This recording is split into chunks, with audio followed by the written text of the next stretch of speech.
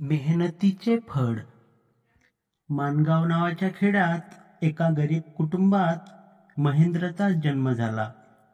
आपल्या विद्यार्थी दशेत त्याच्या घरची परिस्थिती अत्यंत हालाकीची होती. 2 वेळचं जेवण मिळणे देखील कठीण होते.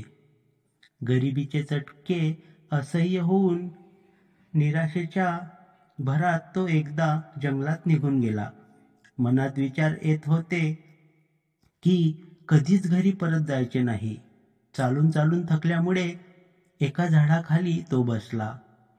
इकडे तिकडे पाहत असताना त्याने काही रोपट्यांचा शेंडा तुटलेला पाहिला. त्याच्या मनात चटकन काहीतरी विचार चमकला. झाडांचा शेंडा तुटलेला आहे, पण झाड अजूनही जिवंत आहे. नव्या फांद्यांनी पानांनी ते बहरत आहे. त्याने हार मानलेली नाही.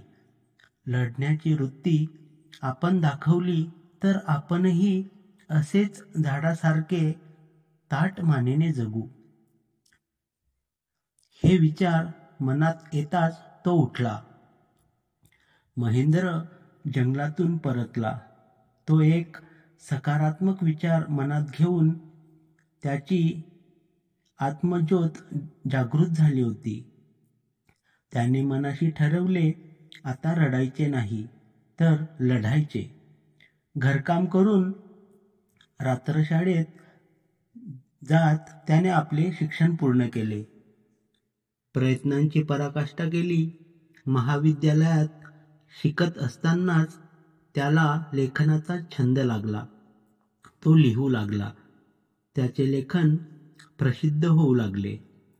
लोकांकडून कौतुक होऊ लागले. त्याच्या पुस्तकांचा खप वाढला. त्याला लेखक म्हणून प्रसिद्धी मिळाली आणि त्याचे नाव यशस्वी लेखकांच्या यादीमध्ये घेतले जाऊ लागले.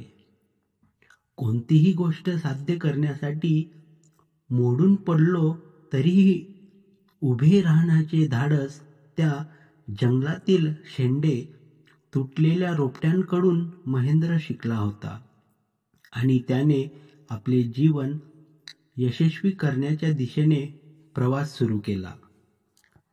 तात्पर्य: परिस्थितीवर मात करून विजय मिळवणे. धन्यवाद.